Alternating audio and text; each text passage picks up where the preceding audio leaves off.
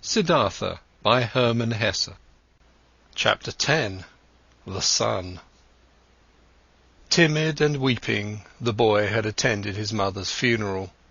Gloomy and shy, he had listened to Siddhartha, who greeted him as his son and welcomed him at his place in Vasudeva's hut.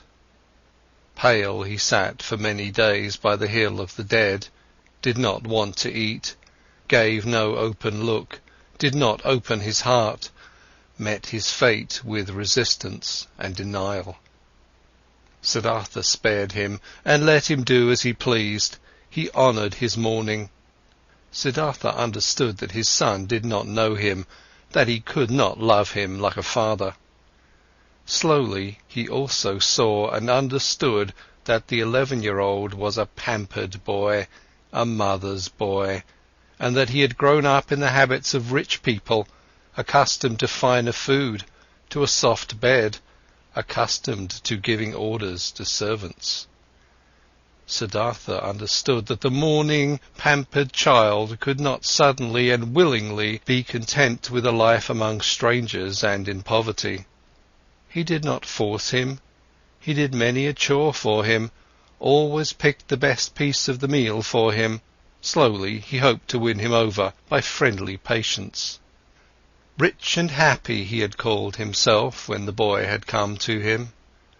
Since time had passed on in the meanwhile, and the boy remained a stranger and in a gloomy disposition, since he displayed a proud and stubbornly disobedient heart, did not want to do any work, did not pay his respect to the old men, stole from Vasudeva's fruit trees, then Siddhartha began to understand that his son had not brought him happiness and peace, but suffering and worry. But he loved him, and he preferred the suffering and worries of love over happiness and joy without the boy. Since young Siddhartha was in the hut, the old men had split the work. Vasudeva had again taken on the job of the ferryman all by himself, and Siddhartha, in order to be with his son, did the work in the hut and in the field. For a long time, for long months, Siddhartha waited for his son to understand him, to accept his love, to perhaps reciprocate it. For long months Vasudeva waited, watching, waited and said nothing. One day, when Siddhartha the younger had once again tormented his father very much with spite and an unsteadiness in his wishes, and had broken both of his rice bowls, Vasudeva took in the evening his friend aside and talked to him. "Pardon me," he said, "from a friendly heart I am talking to you. I am seeing that you are tormenting yourself, I am seeing that you're in grief. Your son, my dear, is worrying you, and he is also worrying me. That young bird is accustomed to a different life, to a different nest. He has not, like you, run away from riches and the city, being disgusted and fed up with it. Against his will he had to leave all this behind. I asked the river, O friend, many times I have asked it. But the river laughs. It laughs at me, it laughs at you and me, and is shaking with laughter at our foolishness. Water wants to join water. Youth wants to join youth. Your son is not in the place where he can prosper. You too should ask the river. You too should listen to it." Siddhartha looked into his friendly face, in the many wrinkles of which there was an incessant cheerfulness. "How could I part with him?" he said quietly, ashamed. "Give me some more time, my dear. See, I'm fighting for him, I'm seeking to win his heart, with love and with friendly patience, I intend to capture it. One day the river shall also talk to him, he also is called upon." Vasudeva's smile flourished more warmly. "Oh yes, he too is called upon, he too is of the eternal life. But do we, you and me, know what he is called upon to do? What path to take, what actions to perform, what pain to endure. Not a small one his pain will be. After all, his heart is proud and hard. People like this have to suffer a lot, err a lot, do much injustice, burden themselves with much sin. Tell me, my dear, you're not taking control of your son's upbringing? You don't force him, you don't beat him, you don't punish him? No, Vasudeva, I don't do anything of this. I knew it. You don't force him, don't beat him, don't give him orders, because you know that soft is stronger than hard. Water stronger than rocks, love stronger than force. Very good, I praise you. But aren't you mistaken in thinking that you wouldn't force him, wouldn't punish him? Don't you shackle him with your love? Don't you make him feel inferior every day, and don't you make it even harder on him with your kindness and patience?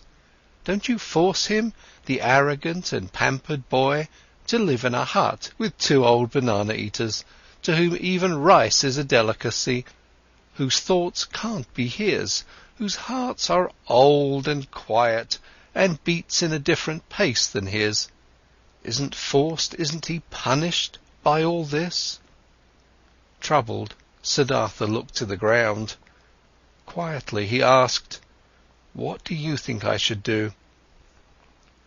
Quoth Vasudeva, "Bring him into the city, bring him into his mother's house. There'll still be servants around, give him to them. And when there aren't any around any more, bring him to a teacher, not for the teaching's sake, but so that he shall be among other boys, and among girls, and in the world which is his own. Have you never thought of this?"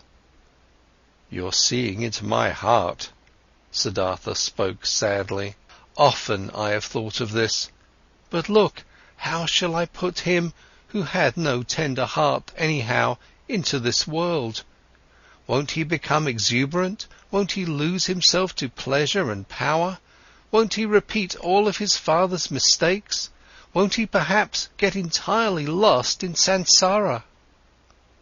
Brightly the ferryman's smile lit up. Softly he touched Siddhartha's arm and said, "Ask the river about it, my friend.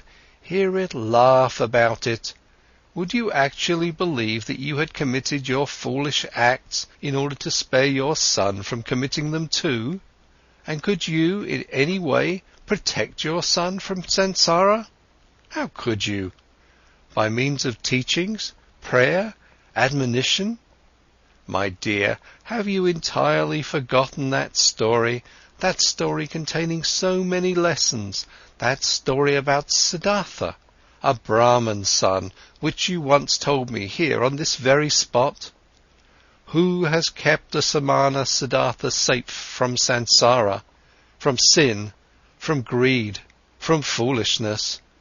Were his father's religious devotion, his teacher's warnings, his own knowledge, his own search able to keep him safe? Which father, which teacher had been able to protect him from living his life for himself, from soiling himself with life, from burdening himself with guilt, from drinking the bitter drink for himself, from finding his path for himself? Would you think, my dear, anybody might perhaps be spared from taking this path? That perhaps your little son would be spared, because you love him, because you would like to keep him safe, because you would like to keep him from suffering and pain and disappointment?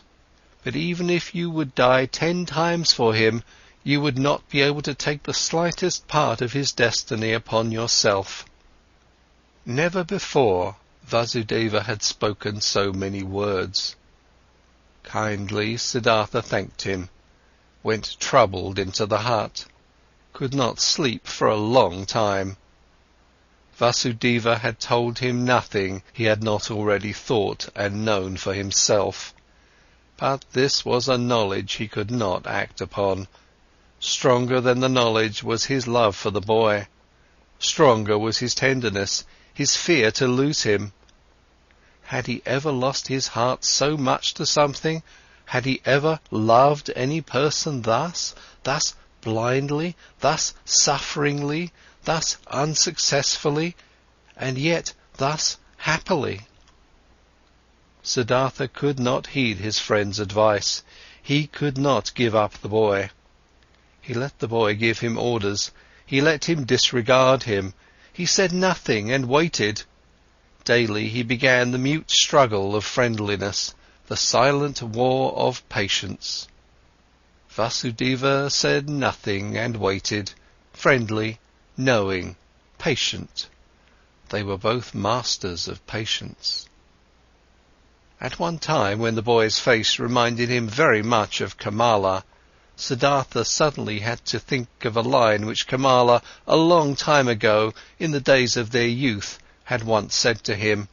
"You cannot love," she had said to him, and he had agreed with her, and had compared himself to a star, while comparing the childlike people with falling leaves. And nevertheless he had also sensed an accusation in that line. Indeed, he had never been able to lose or devote himself completely to another person, to forget himself, to commit foolish acts for the love of another person. Never he had been able to do this, and this was, as it seemed to him at that time, the great distinction which set him apart from the childlike people. But now, since his son was here, now he, Siddhartha, had become completely a childlike person, suffering for the sake of another person, loving another person, lost to a love, having become a fool on account of love. Now he too felt, late, once in his lifetime, this strongest and strangest of all passions, suffered from it, suffered miserably, and was nevertheless in bliss, was nevertheless renewed in one respect, enriched by the one thing. He did sense very well that his love, this blind love for his son, was a passion, something very human, that it was samsara, a murky source, dark waters. Nevertheless, he felt at the same time it was not worthless, it was necessary, came from the essence of his own being. This pleasure also had to be atoned for, this pain also had to be endured, these foolish acts also had to be committed. Through all this the son let him commit his foolish acts, let him court for his affection, let him humiliate himself every day by giving in to his moods. This father had nothing which could have delighted him, and nothing which he would have feared. He was a good man, this father, a good, kind, soft man, perhaps a very devout man, perhaps a saint. All these were no attributes which could win the boy over. He was bored by his father, who kept him prisoner here in this miserable hut of his. He was bored by him, and for him to answer every naughtiness with a smile, every insult with friendliness, every viciousness with kindness, this very thing was the hated trick of this old sneak. Much more the boy would have liked it if he had been threatened by him, if he had been abused by him. A day came when what young Siddhartha had on his mind came bursting forth, and he openly turned against his father. The latter had given him a task. He had told him to gather brushwood. But the boy did not leave the hut. In stubborn disobedience and rage he stayed where he was, thumped on the ground with his feet, clenched his fists, and screamed in a powerful outburst his hatred and contempt into his father's face. "Get the brushwood for yourself," he shouted, foaming at the mouth. "I'm not your servant. I do know that you won't hit me, you don't dare. I do know that you constantly want to punish me and put me down with your religious devotion and your indulgence. You want me to become like you, just as devout, just as soft, just as wise. But I, listen up, just to make you suffer, I rather want to become a highway robber and a murderer and to go to hell than to become like you. I hate you. You're not my father, and if you've been 10 times my mother's fornicator." Rage and grief boiled over in him, foamed at the father in 100 savage and evil words. Then the boy ran away, and only returned late at night. But the next morning he had disappeared. What had also disappeared was a small basket, woven out of bast of 2 colours, in which the ferrymen kept those copper and silver coins which they received as a fare. The boat had also disappeared. Siddhartha saw it lying by the opposite bank. The boy had run away. "I must follow him," said Siddhartha, who had been shivering with grief since those ranting speeches the boy had made yesterday. "A child can't go through the forest all alone. He'll perish. We must build a raft, Vasudeva, to get over the water." "We will build a raft," said Vasudeva, "to get our boat back, which the boy has taken away. But him you shall let run along, my friend. He is no child any more. He knows how to get around. He's looking for the path to the city, and he is right, don't forget that. He's doing what you've failed to do yourself. He's taking care of himself, he's taking his course. Alas, Siddhartha, I see you suffering, but you're suffering a pain at which one would like to laugh, at which you'll soon laugh for yourself."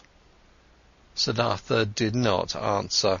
He already held the axe in his hands and began to make a raft of bamboo, and Vasudeva helped him to tie the canes together with ropes of grass.